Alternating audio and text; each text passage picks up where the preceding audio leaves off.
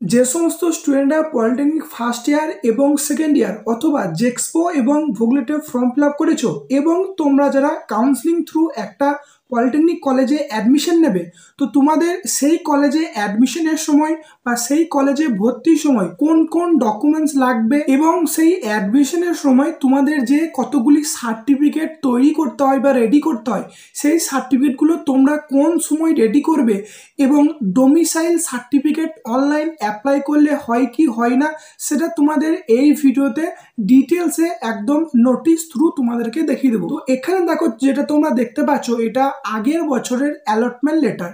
যে allotment letter কি, দেখো তুমি যখন কাউন্সিলিংয়ে প্রথম প্রসেস আছে চয়েস ফিলিং, সেই চয়েস ফিলিংয়ে যখন তুমি কলেজগুলো সাজাবে, তারপরে যখন তুমি ফার্স্ট ফেজে বা কেউ সেকেন্ড ফেজে যখন কলেজ পাবে, তো সেখানে একটা তোমাদেরকে লেটার দেওয়া হয়, সেখানে সেই কলেজের নাম দেওয়া হয় এবং কোন কোন ডকুমেন্টস নিয়ে যেতে হবে সেটা কিন্তু তোমাদের সেখানে লেখা থাকে। তো আগের বছর দেখো যে অ্যালটমেন্ট লেটারটা দিয়েছিল, তো সেখানে কি কি ডকুমেন্টস তোমাদেরকে অ্যাডমিশনের সময় নিয়ে যেতে হবে টোটালটা তোমাদেরকে দেখিয়ে দেবো, ঠিক আছে। তো এখানে প্রথম দেখো যে ডকুমেন্টসটা আছে সেটি হচ্ছে গিয়ে র্যাঙ্ক কার্ড, অর্থাৎ তোমাদের যখন র্যাঙ্ক কার্ড পাবলিশ হবে সেটা তোমাদেরকে প্রিন্ট করে তোমাদের কাছে রেখে দেবে। তারপরে নেক্সট দেখো আধার কার্ড, এটা দেখো অরিজিনাল লেখা আছে। 3 নম্বরে যেটা আছে this final allotment letter cum money receipt. তো এই যে পয়েন্টটা allotment letter cum money receipt, অর্থাৎ এই যে কপি তোমরা একটা পিডিএফ কপি পেয়ে যাবে, এই পিডিএফ কপিটা তোমাদের 2 কপি প্রিন্ট আউট করতে হবে, ঠিক আছে। তারপরে নেক্সট দেখো recent passport size colour photograph, এটা কিন্তু 1 কপি দেওয়া আছে। তো তোমাদের কিন্তু recent passport size photograph 1 copy নিয়ে যেতে হবে। এখানে কিন্তু উল্লেখ করা নেই যে অ্যাপ্লাইয়ের সময় যে ফটো অ্যাটাচ করেছিলে বা আপলোড করেছিলে সেই ফটোই তোমাদেরকে নিয়ে যেতে হবে, ঠিক আছে। 5 নম্বর দেখো যেটি আছে যে অ্যাডমিট কার্ড অফ মাধ্যমিক or equivalent examination or birth registration certificate original, অর্থাৎ এটা কিন্তু তোমাদের সকলকেই লাগবে যে মাধ্যমিকের অ্যাডমিট কার্ড, ঠিক আছে। তারপরে নেক্সট দেখো যেটি আছে 6 নম্বরে মার্কশিট অফ মাধ্যমিক অর ইকুইভ্যালেন্ট এক্সামিনেশন, অর্থাৎ মাধ্যমিকের মার্কশিট কিন্তু সকলকেই লাগবে। দেখো এই যে অ্যালটমেন্ট লেটারটা আছে এটা কিন্তু জেক্সপোর জন্য, এবং দেখো যদি এটা ভোগলেটে অ্যালটমেন্ট লেটার হতো এখানে কিন্তু তোমরা দেখতে পেতে যে এই মার্কশিট অফ মাধ্যমিক এর সঙ্গেও কিন্তু এইচএস এর মার্কশিট বা আইটি এর মার্কশিটটাও লাগতো, ঠিক আছে। তারপরে দেখো নেক্সট পয়েন্টে migration or school living certificate original. দেখো এখানে তোমরা অনেকেই কোশ্চেন করছো যে আমি কিভাবে স্কুল লিভিং সার্টিফিকেট তুলবো, আমি অলরেডি এক জায়গায় সাবমিট করেছি। দেখো এখানে কি লেখা হয়েছে যে require if pass from the board or council other than the West Bengal board of secondary education. এখানে বলা হয়েছে এটাই যে তুমি যদি West Bengal board of secondary education বা WBBSC এই বোর্ডের বাইরে যদি কোনো বোর্ডে তুমি এই মাধ্যমিক দিয়ে থাকো, ঠিক আছে, তাহলে তোমাদের এই মাইগ্রেশন বা স্কুল লিভিং সার্টিফিকেটটা লাগবে, না হলে কিন্তু এই স্কুল লিভিং সার্টিফিকেটটা লাগবে না। এই পয়েন্টটা তোমরা জাস্ট একবার দেখে নিও, ঠিক আছে। তো এছাড়া বলি এখানে যে কোনো ডকুমেন্টস আছে, তো তুমি যদি ভোগলে স্টুডেন্ট হয়ে থাকো তাহলে তোমাদের সেই সঙ্গে অ্যাড হবে এই মাধ্যমিক প্লাস, ধরো তুমি ভোকেশনাল পড়েছো তাহলে সেই ভোকেশনালের মার্কশিট এবং সার্টিফিকেট, এবং তুমি ধরো আইটিআই পাস করেছো তাহলে আইটিআই এর মার্কশিট এবং সার্টিফিকেট, এবং তুমি যদি এইচএস সায়েন্স পাস করে ভোগলেটে অ্যাডমিশন নাও তাহলে এইচএস সায়েন্সের মার্কশিট এবং সার্টিফিকেট, এটা কিন্তু এর সঙ্গে অ্যাড হবে। পরবর্তী নেক্সট পয়েন্ট আছে SC or ST or OBC A or OBCB certificate original. দেখো এখানে আরেকটা জিনিস বলা হয়েছে require only if allotted thought SC ST OBC A OBC B কোটা, অর্থাৎ তুমি যদি SC ST OBC A এবং OBC B কোটার মধ্যে কলেজ তোমাকে অ্যালোটেড করা হয় তাহলে এই সার্টিফিকেট মাস্ট তোমাকে নিয়ে যেতে হবে। পরবর্তী দেখো যেটা আছে 9 নম্বরে ফিজিক্যালি চ্যালেঞ্জ বা PC সার্টিফিকেট অরিজিনাল।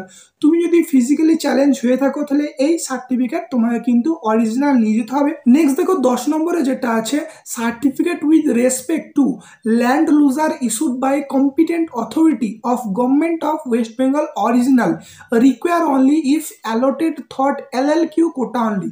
দেখবে তুমি যখন একটা কলেজে অ্যালোটেড হবে তখন যদি তুমি দেখো যে LLQ কোটায় তোমাকে কলেজ দেওয়া হয়েছে, ল্যান্ড লুজার কোটার যে সার্টিফিকেট হয় সেটা কিন্তু তোমাকে নিয়ে যেতে হবে অরিজিনাল। যাদের LLQ কোটার মধ্যে পড়ো না তোমাদের কিন্তু এই LLQ কোটায় তোমরা কলেজ পাবে না। Certificate with respect to tuition fee waiver বা TFW scheme issue by competent authority original require only if allotted thought TFW quota. দেখো TFW কোটা নিয়ে একটা তোমাদের অনেকের ডাউট আছে। প্রথমে তোমরা যারা TFW কোটা অন করেছিলে দিয়ে দেখেছো তোমরা ডকুমেন্টস আপলোড করতে গিয়ে যে TFW কিন্তু কোনো অপশন নেই ডকুমেন্টস আপলোড করার বা সার্টিফিকেট আপলোড করার। তো তোমরা তখন জেনে নেবে যে এই TFW অপশন কিন্তু তোমরা সেভ করার পর সেটা আবার যখন অন করেছিলে সেটা কিন্তু অফ হয়ে গিয়েছিল, কারণ ওখানে দেখবে পাশে লেখা ছিল TFW তোমরা যারা অন করবে তোমাদের ডকুমেন্টস আপলোড সেকশনে কিন্তু TFW সার্টিফিকেটটা আপলোড করতে হবে। তো তোমরা অনেকেই প্রথম যখন অ্যাপ্লাই করেছিলে অন করার পর সেভ করে তোমরা যখন ডকুমেন্টস আপলোড করতে গিয়েছো তোমরা দেখেছো সার্টিফিকেট লাগেনি, তোমরা সাবমিট করে দিয়েছো, কিন্তু তোমাদের ওটা সকলেরই কিন্তু অফ হয়ে গেছে। আমি তখন অনেকজনাদেরকেই বলেছিলাম যে কিছুদিন পর তোমরা প্রোফাইলটা সেভ করবে, এখন করতে চাও না, ঠিক আছে। পরে যারা তারা আবার অন করেছিল তখন কিন্তু তাদের TFW কোটাটা সাবমিট করতে হয়েছিল। তোমরা যেটা এই TFW সার্টিফিকেটটা বানিয়েছিলে কিন্তু ডকুমেন্টস আপলোড সেকশনে আপলোড করতে হয়নি, তো তোমাদের কিন্তু TFW কারোর অন নেই, সব কিন্তু অফ হয়ে গেছে। নেক্সট দেখো 12 নম্বরে certificate with respect to economically weaker section বা EWS। তো তোমরা যারা EWS কোটায় কলেজ পাবে তোমাদের EWS সার্টিফিকেটটা কিন্তু অরিজিনাল নিয়ে যেতে হবে। পরবর্তী নেক্সট দেখো মেডিকেল ফিটনেস সার্টিফিকেট, এটা তোমাদেরকে অলরেডি ভিডিও দিয়ে দেখিয়ে দিয়েছি, তোমরা যারা ভিডিও দেখোনি এই ভিডিওর ডেসক্রিপশনে আমি লিঙ্ক দিয়ে দিয়েছি, সেখান থেকে তোমরা দেখে নিও। নেক্সট দেখো fill in anti ragging affidavit, তো এটা এখন তোমাদের প্রয়োজন হবে না, কখন তোমাদের বানাতে হবে সেটা আমি একটু পরে বলে দিচ্ছি। এবং তারপরে নেক্সট দেখো fill in domicile certificate original, এটাও দেখো তোমাদেরকে অলরেডি জানিয়ে দিয়েছি যে ডোমিসাইল সার্টিফিকেট কীভাবে বানাবে, ডোমিসাইল সার্টিফিকেট নিয়ে যে তোমাদের কিছু কোশ্চেন সেটাও আলোচনা করছি।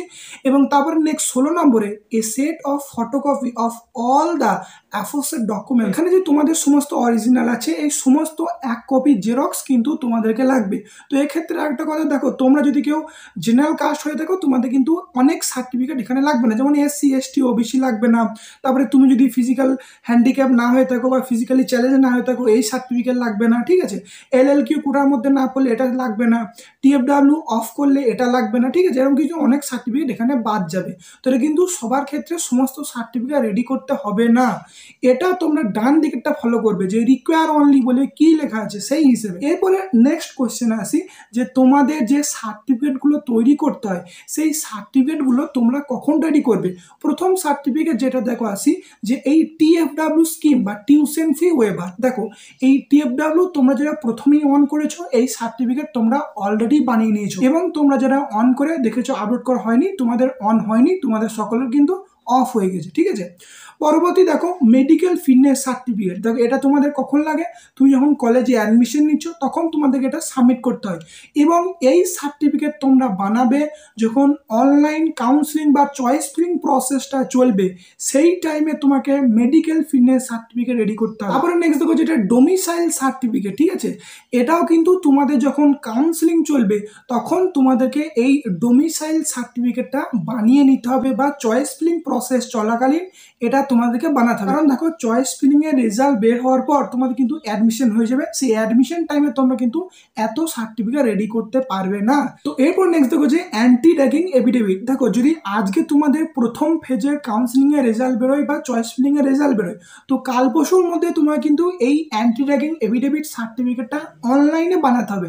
দেখো তুমি যদি আজকে অনলাইনে অ্যাপ্লাই করো কালকের মধ্যে তোমাকে জিমেলে কিন্তু ফরওয়ার্ড করে দেওয়া হবে। এবং এই অ্যান্টি র্যাগিং এফিডেভিট করার জন্য কলেজে কিন্তু কিছু টাইম দেওয়া হয়, মানে দেখবে তুমি যখন আজকে কলেজে গেলে যে অ্যান্টি র্যাগিং এফিডেভিট ধরো সেই কলেজে এখন নিল না, তোমাকে 1 সপ্তাহ টাইম দেবে, যে অ্যাডমিশনের পরে 1 সপ্তাহের মধ্যে তুমি যদি কলেজে জমা দাও তোমার কিন্তু অ্যাডমিশন কমপ্লিট হয়ে যাবে। এবং কিছু কিছু কলেজে অ্যাডমিশন টাইমে কিন্তু অ্যান্টি র্যাগিং এফিডেভিট জমা দিতে বলে।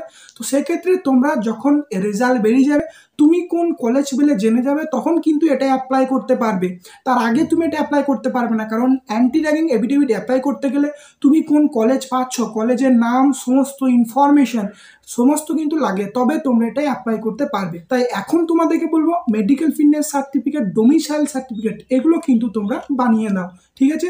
কারণ কিছুদিন পরেই তোমাদের চয়েস ফিলিং বা কাউন্সিলিং প্রসেস স্টার্ট হয়ে যাবে। এরপরে দেখো যেটা কোশ্চেন ডোমিসাইল সার্টিফিকেট নিয়ে, যে অনলাইনে অ্যাপ্লাই করলে হবে কি হবে না। না। দেখো ডোমিসাইল সার্টিফিকেটের আমি তোমাদেরকে অলরেডি জানিয়েছি 3টে প্রোফর্মা হয়, প্রোফর্মা এ, প্রোফর্মা বি এবং প্রোফর্মা সি।